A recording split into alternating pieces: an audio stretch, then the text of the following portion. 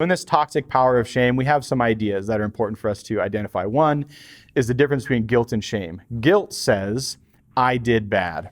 I got a speeding ticket. Shame says, I am bad, and I'm horrible, I'm pathetic, and I'm a loser, and I'm a failure.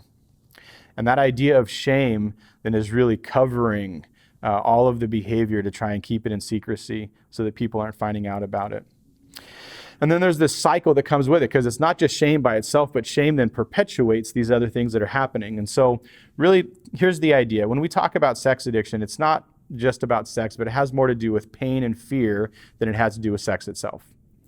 And so as we all experience pain in our lives, we have a couple options of what we do with it. One is we can try and process through it. We can look at it in the face. We can allow people around us to help us work through it. Or we can try and numb it out. And so if we try and numb it out, what we're doing is we're taking pain and we're adding pleasure to that. And the result of that then is really brokenness. We experience a brokenness from relation, brokenness from connection with God, the brokenness in our heart. We feel that, we experience that. Some people, another way that we might phrase this is as sin. This idea or this word of sin, and for many of us, carries a lot of baggage with it though. And so our goal here is health. Some people call that holiness. It's the same idea.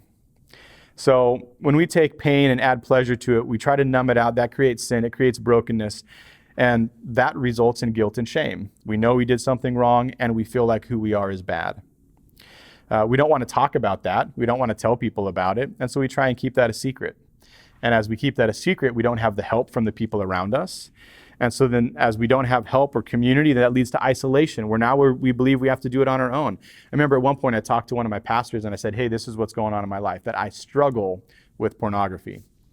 How many times have we heard struggle? And his response was, well, then just don't do it again.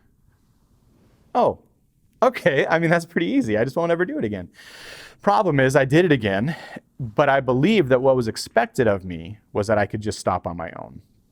And when I couldn't, it led towards more isolation. And that isolation then, the more I spent time away from people emotionally and physically, the more separation I experienced in my life. So I wasn't just isolated for a day, but it became a way of living. And now I'm experiencing separation from them and separation from God. Well, that leads to more shame and more brokenness, and the cycle continues. And so we see how shame, this idea that I am bad, that there's something wrong with me, that I don't measure up, kind of is this undercurrent or this foundation or this covering, however you want to picture it, but it's this thing that maintains the process of addiction as we stay in isolation and secrecy.